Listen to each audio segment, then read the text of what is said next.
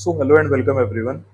In this video, we'll try to understand what is the presumptive taxation scheme that is available for business, profession, and goods carrier under the Income Tax Act 2025, and what are the provisions regarding the maintenance of books of accounts under the Income Tax Act 2025. So, let's begin. Presumptive taxation की जो scheme है वो हमारी cover होती है section 58 के अंदर of the income tax act 2025, जो कि पहले होते थे सेक्शन 44 एडी, 44 एडीए या सेक्शन 44 एई। और जो maintenance of books of accounts है वो कवर होता है सेक्शन 62 के अंदर, नए एक्ट के अंदर, और जो पहले होता था section 44 double A.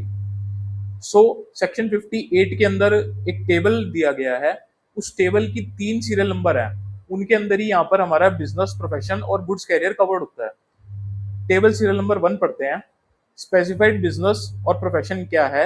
Any business other than the business specified against serial number 2, यानी कि business of flying, hiring, leasing of goods carrier के अलावा हमारा कोई भी बिजनेस है तो उसमें हमारा जो एसएससी है वो एलिजिबल एसएससी होना चाहिए, यानी कि वो individual HUF firm other than LLP who is resident in India and except specified profession and does not earn any income in the nature of commission, brokerage, agency business। यानी कि business होना चाहिए लेकिन कमीशन, ब्रोकरेज, एजेंसी बिजनेस नहीं होना चाहिए और specified profession भी यहाँ पर नहीं होना चाहिए। तो वो बिजनेसेस जो है उनकी टर्नओवर या ग्रॉस रिसिप्ट्स की जो लिमिट है वो क्या है? Does not exceed 2 crore. 2 crore तक यहाँ पर हमारी टर्नओवर यहाँ पर कंसीडर की जाएगी, और does not exceed 3 crore where the amount of aggregate of amounts received in cash does not exceed 5% of the total turnover और gross receipts। यानी कि अगर टोटल टर्नओवर, ग्रॉस रिसिप्ट्स में जो कैश की रिसिप्ट है वो 5% तक है तो यहाँ पर टर्नओवर को 3 करोड़ कंसीडर किया जाएगा इंस्टेड ऑफ 2 करोड़ रुपीज। तो ये हमारी थ्रेशोल्ड लिमिट है टर्नओवर की, इससे कम हमारी होनी चाहिए। तो मैनर ऑफ कॉम्पिटिशन क्या होगा? इनकम कैसे कंप्यूट होगी? Aggregate of 6% of the total turnover और gross receipts which is received by specified banking or online mode during the tax year on or before due date specified in section 263(1। यानी कि जो banking channel से receipt आ रही है वो 6% यहाँ पर मानी जाएगी टोटल टर्नओवर की, और 8% of the total turnover gross receipts as reduced by turnover और gross receipts covered in serial number 1 that is cash. अगर हम कैश की बात करते हैं टोटल टर्नओवर उसका 8% यहाँ पर लिया जाएगा और दोनों का एग्रीगेट करके यहाँ पर इनकम को माना जाएगा। लेकिन अगर हम जो प्रॉफिट है वो क्लेम कर रहे हैं कि हमने ज्यादा अर्न करे हैं, मान लीजिए हमारी 6% या 8% से ज्यादा की इनकम है, 12% है, 15% है, तो हमें वही प्रॉफिट हमें यहाँ पर डिक्लेयर करना चाहिए जो एक्चुअली में यहाँ पर अर्न है, क्योंकि इन दोनों का हायर जो है सेक्शन कहता है कि 6%, 8% और profit claim to have been actually earn whichever is higher, तो हमें हायर यहाँ पर डिक्लेयर यहाँ पर करना चाहिए। सब सेक्शन 7 कहता है सेक्शन 58 का कि where eligible assessee declares profit for any tax year as per the provisions of subsection 2 serial number 1 and he declares the profit of any of the 5 tax years succeeding the tax year in contravention of the provisions of subsection 1, then he shall not be eligible to claim the benefit of the provisions of this section for 5 tax years subsequent to the tax year in which the profit has not been declared as per the provision of said subsection। यानी कि अगर हम presumptive taxation को opt कर रहे हैं section 58 के अंदर टेबल सीरियल नंबर 1 के अकॉर्डिंग, तो यहाँ पर हमें 5 साल तक उसको ऑप्ट करना पड़ेगा। और अगर हम जिस साल में उस प्रोविजंस को कॉन्ट्रावीन कर देंगे, यानी कि 6% या 8% से हम कम डिक्लेयर करेंगे, तो आने वाले 5 साल, जो अगले 5 साल हैं, उनके अंदर हम यहाँ पर इस सेक्शन को ऑप्ट यहाँ पर नहीं कर सकते, प्रिजम्पटिव टैक्सेशन को ऑप्ट नहीं कर सकते। सब सेक्शन 8 कहता है कि irrespective of anything contained in foregoing provision of this section, where provisions of subsection 7 are applicable to the eligible assessee and his total income exceeds maximum amount not chargeable to income tax, he shall be required to maintain the books of account in section 62 and get them ordained under section 63।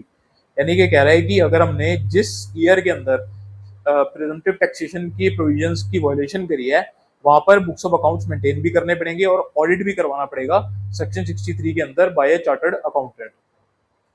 सो ये थे हमारा business के लिए। अब हम पढ़ते हैं flying और हायरिंग और लीजिंग ऑफ गुड्स कैरियर के केस में, गुड्स कैरियर ट्रांसपोर्ट के केस में यहाँ पर कैसे वर्क करती है प्रिजम्पटिव टैक्सेशन। एसएससी होना चाहिए, an SSC who owns not more than 10 goods carrier at any time during the tax year, यानी कि पूरे टैक्स ईयर के दौरान उसके 10 से कम ही यहाँ पर व्हीकल होने चाहिए। यहाँ पर टर्नओवर या ग्रॉस रिसिप्ट्स की कोई भी लिमिट नहीं है। कंपटीशन कैसे होगी वो डिपेंड करेगी कि आपका हैवी गुड्स व्हीकल है या फिर other than heavy goods vehicle है। हैवी गुड्स व्हीकल का मतलब है कि हमारा जो ग्रॉस व्हीकल वेट है 12,000 केजी से ज्यादा है, तो वो हैवी गुड्स व्हीकल की कैटेगरी में आएगा। और उस केस में हम 1,000 रुपीज पर ton of the gross vehicle weight और unladen weight as the case में be for each vehicle for every month और part of the month during which such vehicle is owned. यानी कि हमने सारे मंथ्स देखने हैं जब हमारी ओनरशिप थी व्हीकल की, पर व्हीकल के हिसाब से, पर व्हीकल के हिसाब से 1,000 रुपए पर ton of the gross vehicle weight यहाँ पर लिया जाएगा। और अगर व्हीकल हमारा other than heavy goods vehicle है, यानी कि 12,000 केजी से वेट हमारा कम है, तो यहाँ पर 7,500 रुपए for each goods carriage for every month और part of the month during which such vehicle is owned by the SSC. तो यहाँ पर 7,500 रुपए पर मंथ और पार्ट ऑफ द मंथ यहाँ पर लिया जाएगा। अब यहाँ पर भी सेम है जैसे सीरियल नंबर 1 में था कि profit claim to have been actually earn अगर ज्यादा है तो हमें वो हायर वाला प्रॉफिट ही यहाँ पर डिक्लेयर करना है एज पर फॉर्मूला और as per the actually earned profit whichever is higher यहाँ पर हमें डिक्लेयर करना है अपनी इनकम को। तो ये था हमारा गुड्स कैरियर। अब सीरियल नंबर 3 बात करता है हमारा प्रोफेशन की। तो specified profession as refer to in 62 subsection 4। Specified profession 62 subsection 4 क्या कहता है कि जो स्पेसिफाइड प्रोफेशन है that means a legal, medical, engineering, architectural, accountancy, technical consultancy, interior decoration, information technology, company secretary और any other profession as may be notified by the board. यानी कि जितने भी प्रोफेशनल्स हैं वो यहाँ पर कवर्ड होते हैं। उसमें भी यहाँ पर इंडिविजुअल और फर्म कवर्ड है, एलएलपी यहाँ पर कवर्ड नहीं है और रेजिडेंट यहाँ पर होना चाहिए। तो टोटल टर्नओवर की थ्रेशोल्ड लिमिट क्या है, वो है 50 लाख रुपीज, 50 लाख रुपए की लिमिट है। और ये लिमिट जो है 75 लाख रुपीज हो जाएगी अगर हमारी जो कैश में जो हमारी टोटल रिसिप्ट हैं वो 5% है टोटल ग्रॉस रिसिप्ट की। तो यहाँ पर 50 लैक्स की बजाय यहाँ पर 75 लैक्स की यहाँ पर लिमिट हो जाएगी। अब मैनर ऑफ कॉम्पिटिशन क्या है कि 50% ऑफ द ग्रॉस रिसिप्ट्स और profit claim to have been actually earned whichever is higher. Total जो हमारी टर्नओवर है उसका 50% लेंगे और एक्चुअल प्रॉफिट जो हमने अर्न किया व्हिचएवर इज हायर यहाँ पर हम डिक्लेयर करेंगे। सो ये होती है हमारी प्रोफेशन की प्रिजम्पटिव टैक्सेशन। अब सब सेक्शन 3 ऑफ सेक्शन 58 क्या कहता है, वो बात करता है ऑडिट की। वो कहता है कि any SSC mentioned in column C of the table in sub section 2 who claims that profit or gains actually earned from the specified profession or business are lower than the profits or gains computed in the manner mentioned in column E and whose total income exceeds maximum amount not chargeable to tax shall be required to keep and maintain the books of accounts as required in section 62 and get the accounts audited and furnish the report of audit under section 63। यानी कि अगर हम presumptive taxation की जो competition है उसको contravene करते हैं, उससे लोअर प्रॉफिट हम यहाँ पर दिखाते हैं, मान लीजिए 6%, 8%, 50%, और व्हीकल्स के केस में व्हीकल वेट के हिसाब से हम कंपटीशन उस कंपटीशन से लोअर दिखाते हैं, तो यहाँ पर ऑडिट एप्लीकेबल हो जाएगा। बुक्स ऑफ अकाउंट्स मेंटेन करनी पड़ेगी 62 के अंदर और ऑडिट करवाना पड़ेगा सेक्शन 63 के अंदर बाय चार्टर्ड अकाउंटेंट। अब हम समझते हैं section 62 maintenance of books of accounts. एक कंफ्यूजन यहाँ पर माइंड में सबके रहती है कि प्रिजम्पटिव टैक्सेशन का मतलब है कि बुक्स ऑफ अकाउंट्स को मेंटेन नहीं करना है, लेकिन ऐसा नहीं है। सेक्शन 62 जो है वो एक अलग सेपरेट सेक्शन है जो कि सेक्शन 58 जो है वो सेक्शन 62 को ओवरराइड नहीं करता, यानी कि सेक्शन 62 को हमने सेपरेटली देखना होता है।